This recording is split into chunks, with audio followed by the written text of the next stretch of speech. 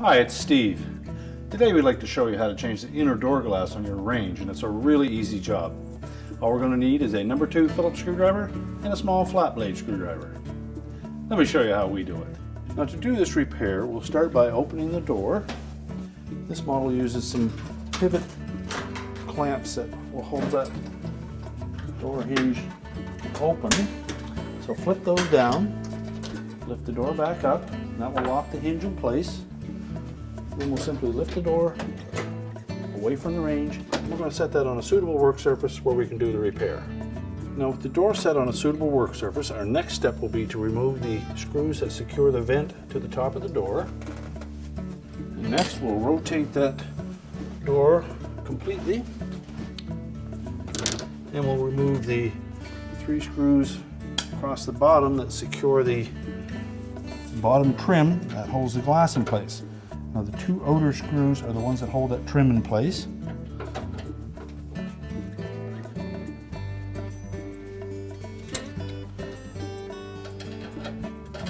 And they also help secure the side trim as well. So we can leave the remaining ones in place and take the last center one out. Now that will slide off of the glass. We can set that aside. Carefully lift the outer door glass away from the top trim.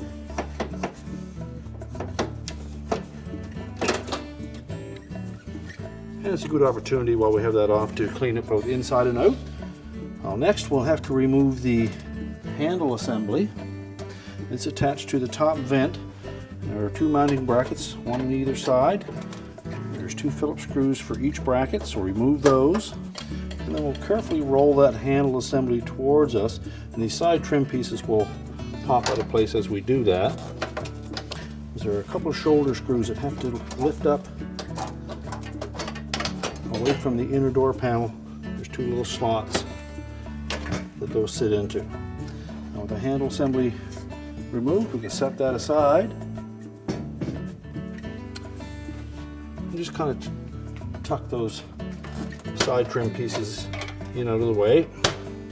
Next we'll have to remove this flat metal panel that holds the door glass in position. And there are 6 Phillips screws that secure that. Now with the screws removed, just lift up on that panel and remove it. Now next we'll lift the whole window assembly out of the door altogether. We'll just set that aside momentarily. We'll remove the door panel, set that aside, then we can place our window assembly on our work surface and disassemble it. Now if the glass is still intact, we'll simply replace it. If you have a broken glass, you'll want to be very careful in handling the broken portion and remove it as well. So look around the perimeter of that window and you'll find a metal tab. Now with a flat blade screwdriver, we'll just go under the edge of that metal tab and bend it straight. And that will allow us to pull the end panel away. Very carefully pry that open.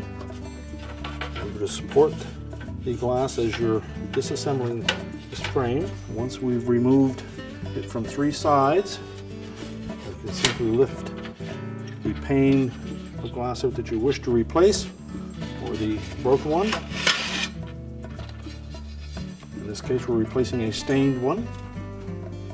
We'll set that carefully aside. If you had a broken one, you'll want to make sure that the channel is completely free of any particles of glass. You take this opportunity to clean both sides of the remaining glass. Next we'll take our new pane of glass, and again you may wish to clean that first. You may have gotten dirty during transportation. We'll simply slide it into that bottom channel. Set the assembly upright.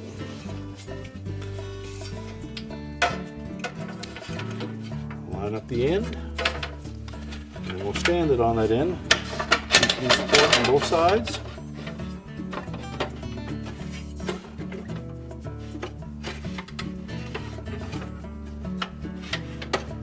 And then pull the loose end together.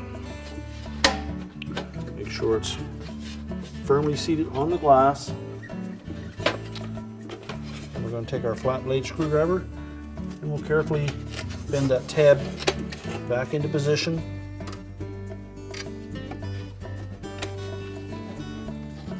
And that will hold the two panels together. And we can now reinstall it in the door. So we'll set our inner door panel onto our work surface. Now we'll now take the window assembly and we're going to set that down into place. And I want to take note that this metal frame around the windows has one exposed raised edge, and that is the edge that will point towards the outer door glass. So drop it into position.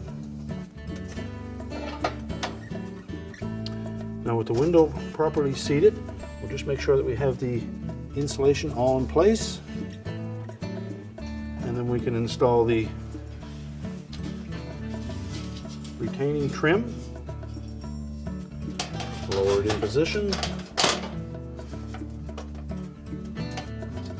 Line up the screw holes.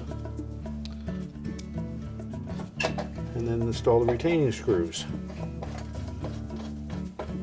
We'll tighten those until we have them all in place.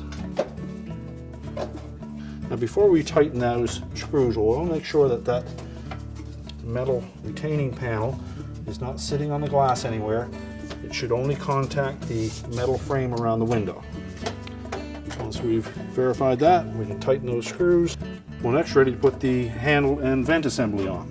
So again, we want to rotate that handle assembly so that the shoulder screws fit into those little slots on the side of the inner door panel.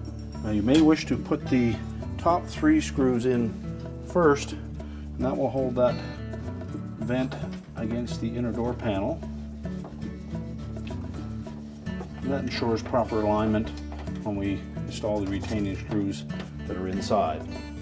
Now with the handle firmly seated, we can then install the retaining screws for the mounting brackets. Now next we'll tuck those side trim pieces into place. They need to go up inside of the lip on that top vent and out over top of the shoulder screw. And those will just sit there until we have the outer door glass in place. So our next step will be to remove any fingerprints that we may have gotten on that inner door glass, and then we'll install the outer door glass. So we're simply going to tuck that in a little channel on the bottom edge of that top vent, center it up side to side, and then we'll put the bottom trim piece on. We'll center that trim piece on the glass, and you'll note that there are 4 little tabs that will slide over that glass. Center it as best as possible. And we'll install the center screw first. And then we'll move to the ones on the ends. And these screws also go through that side. And the outer screws also go through a hole on that side trim piece as well. So make sure that that's engaged. Tighten them securely. We're now ready to reinstall the door on the range. So we'll carefully line up those hinges with the openings in the frame.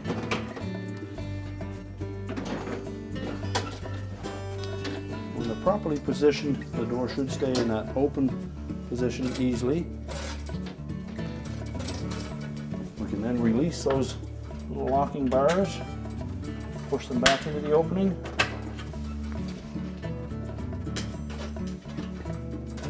And we can close the door up, and our repair is complete.